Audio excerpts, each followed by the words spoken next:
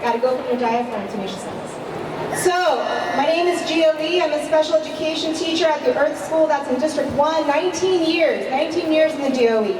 I'm also a parent, a chapter leader, in an ideal situation. Yes! Parents, students, do we want to connect? Do we trust that the mayor and the chancellor at their word will ensure that we have safe school buildings, transportation, health measures with fully staffed nurses and custodians? Do we have their trust? No! Hell no! You've said at press briefings, during town halls, you try to assuage parents, students, teachers that everything's okay. But I have to tell you, because those of us who actually work and enter into the buildings can talk about the years, the decades of neglect to the infrastructure way before this pandemic. Just this afternoon, an All Lives Matter group stood at this very spot and demanded that the schools reopen. Did you all know that? The governor, mayor, chancellor, and union leadership play into these values and mindsets of All Lives Matter when they cut nearly $1 billion of our education budget here at the state and city level. Choose to ignore the bills to make the ultra-rich pay their fair share that would make us whole. They spend 500 times more in militarization of police. Sorry, my glasses are falling. And incarceration budgets of our youth in the school-to-prison pipeline. You kept the custodial budgets the same as last year and imposed a higher increase. You announced laying off over 20,000 city workers. You have no plans to hire nurses and health professionals to be adequately staffed for a pandemic. You have not fulfilled busing and transportation for our students, particularly for those with special needs. You have not provided a clear and consistent path for instructional leadership, for remote learning, particularly for those with special needs and English language learners. You have successfully multiplied our anxieties and fears and take us right back to March. And we refuse to do that. UFT, we do not have a memorandum of agreement, leaving countless administrators to interpret the guidelines and directives in a way to fit in with staffing shortfalls and inadequate resources. We will not wait for the UFT. Executives must go beyond just recognizing that the school buildings are not safe for reopening. We demand that they stop wasting our time with negotiating behind closed doors, only to come back and make decisions that are piecemeal and cause problematic interpretation from school to school. Work with us, not at us. We demand to go fully remote from the start of the year so we can begin to do the work necessary to prepare for our students. Listen to us when we say we want to discuss outdoor spaces and that we need time and resources to adequately prepare. And I mean a meaningful, culturally responsive and relevant curriculum. Because I'm going to tell you right now, we don't want to go back to status quo. We're working with others to push a supermajority at the state pandemic and beyond. You do all of this or we will shut it down. Fellow educators, we're in a very important moment in time. They play off of what many of us have become accustomed to sacrifice. But let's recognize this for what it is. We're being guilted into this position because of the shortfalls of historic and systemic inequities for generations of white supremacists. And we have to continue to put ourselves into positions that make it easier for this system that is run by those who serve private interests. Or we can be the cogs in the wheel and say, Black Lives Matter, fight for their rights of freedom school education, healthcare, housing, and for proper livelihoods. And we have a right as educators to do no harm. We're saying more than just a demand to keep schools from reopening. We're saying we refuse to go back to status quo and endanger the lives of our community members. Thank you.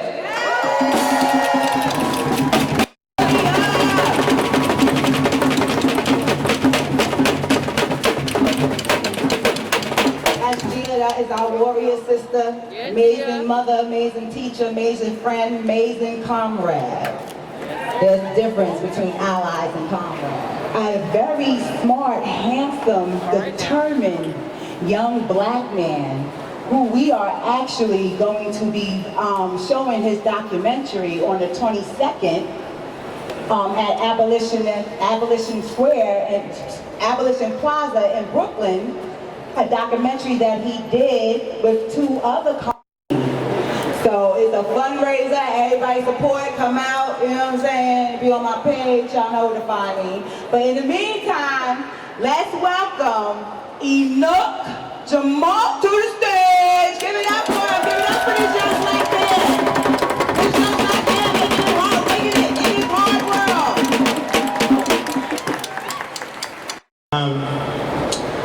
I think it's sad that students have to rummage through a battalion of police before finding a clue as to where their school counselor could be.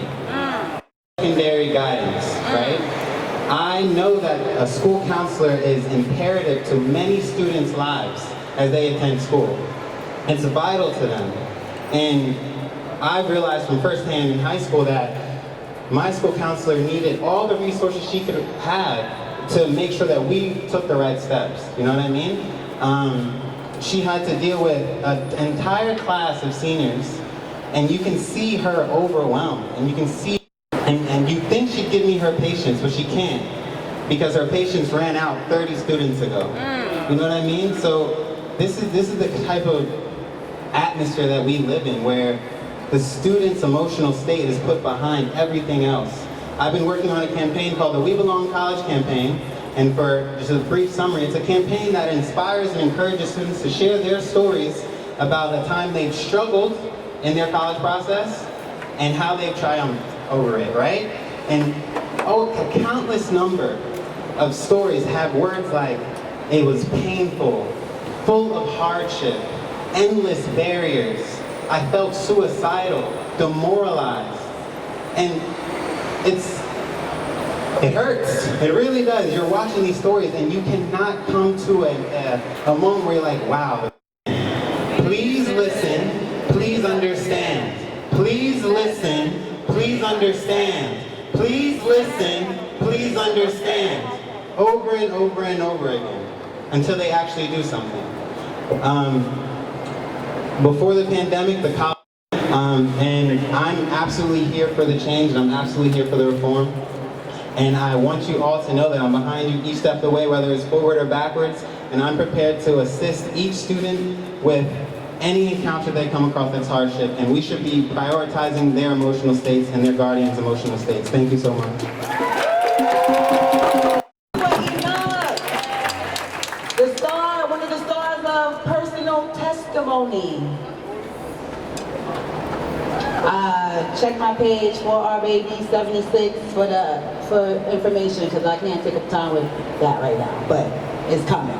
Anyway, let's move forward. Now we have the wonderful Laris Ramez. Come on, give it up for her, neuroscientist, parent activist, DC Core President. Come on, all time.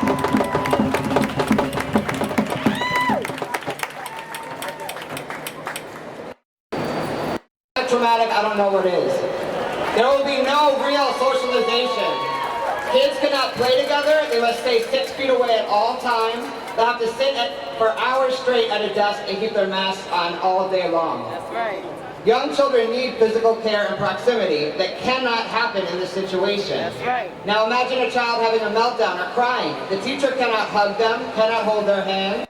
If we believe that our children should be in school in September, while there's no vaccine and no cure for COVID, then they must not care about the lives of 1.1 million children, thousands of teachers, or their families. Our school buildings are not equipped with the appropriate ventilation. HVAC systems experience that centered equity in our communities and build our children up. We've engaged in an exercise of futility by trying to decide whether or not we're going to choose Model 1B or 2A. Teachers and parents spending hours in meetings where there are more questions than answers because none of the models are safe. But I think the saddest thing out of this whole thing is that the children that are affected disproportionately by this pandemic, and that their families continue to be dispensable to this mayor, who wants to be the big man to open the largest school system in the country with in-person learning, so that he can claim he flattened the curve, so that he could bring up our economy. Disaster capitalism at its best. Black communities have been affected twice as much, and Latinx communities 2 times as much as white affluent communities by COVID. So when the mayor and the chancellor presented their school closure plan for positive COVID cases, where they close if there are 2 or more confirmed places in different classrooms, I guess they're assuming that every child lives by themselves. You would think that they would be aware that children live in households with siblings, or their cousins that have just moved from another country. Without school nurses, we die. The mayor and chancellor also assume that families and teachers have time and access to go to testing centers that can confirm their status, because we don't work full time and we don't have to take care of our families. So I asked the mayor, are they going to make these free testing centers know that they need to give people their status before their quarantine time is up? That collect hundreds and thousands of dollars for their schools are going to be fine. But the schools in our Black and brown communities, the schools in East Harlem that have zero money in their PTAs are going to be left in an even more vulnerable position, perpetuating the cycle of inequities. So our focus needs to be redirected to keep our teachers and our families safe. We must focus on remote learning, outdoor learning, and fighting for the money that our children deserve. It's time for Cuomo and de Blasio to pony up if this is really what they want to go through. It's got to look like a big fat check. Otherwise, we strike. Parents and teachers united.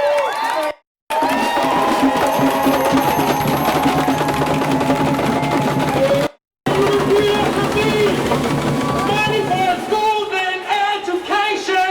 Money for schools and education. We can do that better. We can do that better. We're just getting started, y'all. Money for schools and education. Money for schools and education. Got no soap or ventilation. Got no soap or ventilation. Money for schools and education. Money for schools and education. Wall Street. Wall Street. Goddamn right. So next we are going to have Haley, who is So I'm a public defender here in Manhattan, and I'm also a rank and file union member of the UAW Local 2325. That's the Association of Legal Aid Attorneys, and I'm here to say no to COVID courts and no to COVID schools. That's right. The same way that the city is trying to reopen the schools without input from students, from teachers, and from parents, the city is trying to reopen the courts without input from public defenders, from legal service workers, from our clients and our communities. And so for months, while we have all been working virtually, while we've been working day in and day out, looking at our screens, using courts before they physically reopened. And then 3 weeks ago, with less than a week's notice, New York City opened its criminal courts without even giving our expert a chance to finish that evaluation. New York City opened Brooklyn Housing Court last week, giving landlords a jumpstart on eviction trials while the eviction moratorium is still in place. Evict members of our communities when, even before the pandemic, 1 in 10 students in this city were homeless. We will not be returning to criminal court in person, just so judges can lock up members of our communities and send them upstate to prison, which is one of the most dangerous places to be during a pandemic. That's right. We stand in solidarity with all educators and teachers across the city and across the country who are fighting for the lives of our students, our clients, and our communities. Thank you very much.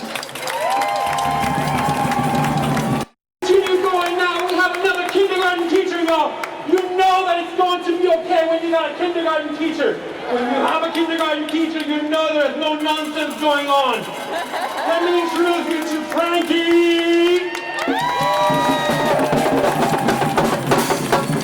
I have some things to say about what this will actually look like if they do open schools.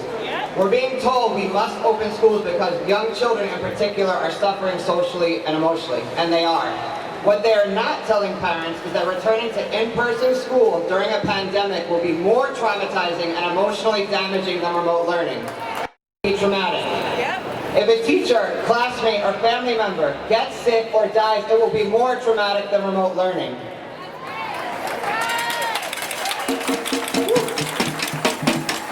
As of July 23rd, 76 children have died from COVID-19. 288,287 have been affected, and that's with schools closed. That's too many already. Imagine what would happen if we do open schools. Education in school is important, but health and lives are more important. Children cannot focus on schoolwork if their family members and teachers are in the hospital.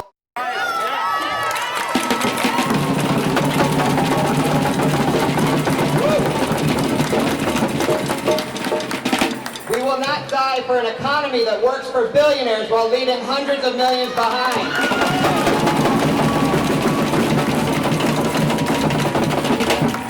Teachers know that families are suffering better than any politicians do. Families need real economic support. Every parent should be given paid parental leave and universal income until the pandemic ends.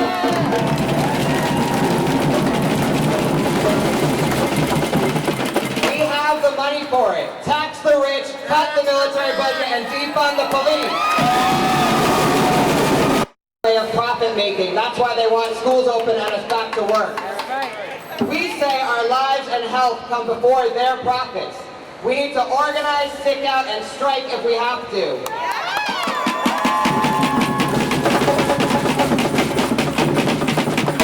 We must march for the dead and fight like hell for the living.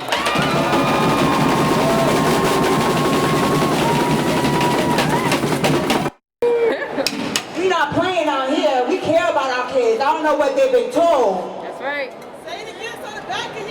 We care about our kids. I don't know what they've been told.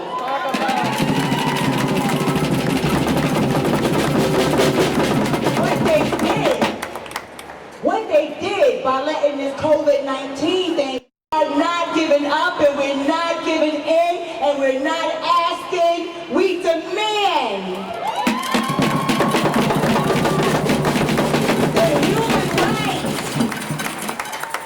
A good education for our kids. Our kids are not lab rats. In solidarity with the teachers, the parents, the students, the kids. I'm here.